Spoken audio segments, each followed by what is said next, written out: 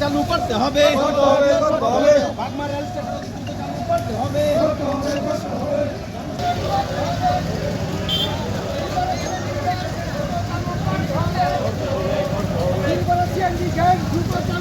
মিছিল করেছি, মিছিল শেষে সবাই মিলিত হয়েছে। এই জায়গা থেকে প্রতিনিধি দলের নেতৃত্বরা যাবেন জেলা শাসকের কাছে ডেপুটেশন দেওয়ার জন্য।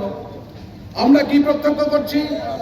আমরা প্রত্যক্ষ করছি এই সুখসাগর জলা, যেই জলাকে কেন্দ্র করে কৃষি কাজ, ধানের জমি, অন্যান্য জমি এবং তার পার্শ্ববর্তী এলাকার মধ্যে মানুষের যে বসতি রয়েছে, আমরা প্রত্যক্ষ করছি এই রেল লাইন নির্মাণের সময় থেকেই অবৈজ্ঞানিকভাবে রেল লাইন নির্মাণের ফলে প্রয়োজনীয় পর্যাপ্ত জল নিষ্কাশনের ব্যবস্থা না করে এই যখন রেলপথ এবং স্টেশন নির্মিত হয়েছে, তারপর থেকে দেখা যাচ্ছে এই এলাকার শত শত কৃষক যারা এই জমিতে ধানের ফলন করতেন, তার উপর পরিবার প্রতিপালন করতেন, বা এই এলাকার সামগ্রিক সুখসাগর জলার পার্শ্ববর্তী এলাকাগুলির যারা বসতি আছে, তাদের জীবন জীবিকার জন্য যখন সুখসাগর জলা নির্ভর করে থাকতেন, সেই জায়গার মধ্যে এখন এই সুখসাগর জলায় কৃষিকাজ প্রায় বন্ধের পথে।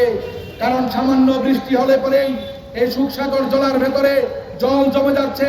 সাম্প্রতিক সময়ের গত ৬-৭ মাস আগে বন্যা এই উদয়পুর মহকুমার এই সুখসাগর জলার মধ্যে বন্যায় ভয়াবহ পরিস্থিতি তৈরি হয়েছে, একমাত্র সঠিকভাবে জল নিকাশি ব্যবস্থা না থাকায়।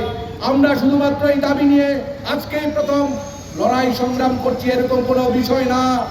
আমরা ধারাবাহিকভাবে রেল দপ্তর, জেলা শাসকের মাধ্যমে রেলের দপ্তর, রেলের বিভিন্ন সময়ে যারা মন্ত্রী ছিলেন, নর্থ ইস্টার্ন ফ্রন্টিয়ার রেলওয়ে, তাদের কাছে ধারাবাহিকভাবে আমাদের পার্টি, ভারতের কমিউনিস্ট পার্টি, মার্ক্সবাদী হোক, সারা ভারত কৃষক সভা হোক, নানা সময়ে নানাভাবে বিভিন্নভাবে আমরা দাবি জানাচ্ছি এই সুখসাগর জলার সঠিক জল নিকাশি ব্যবস্থা তৈরি করার জন্য।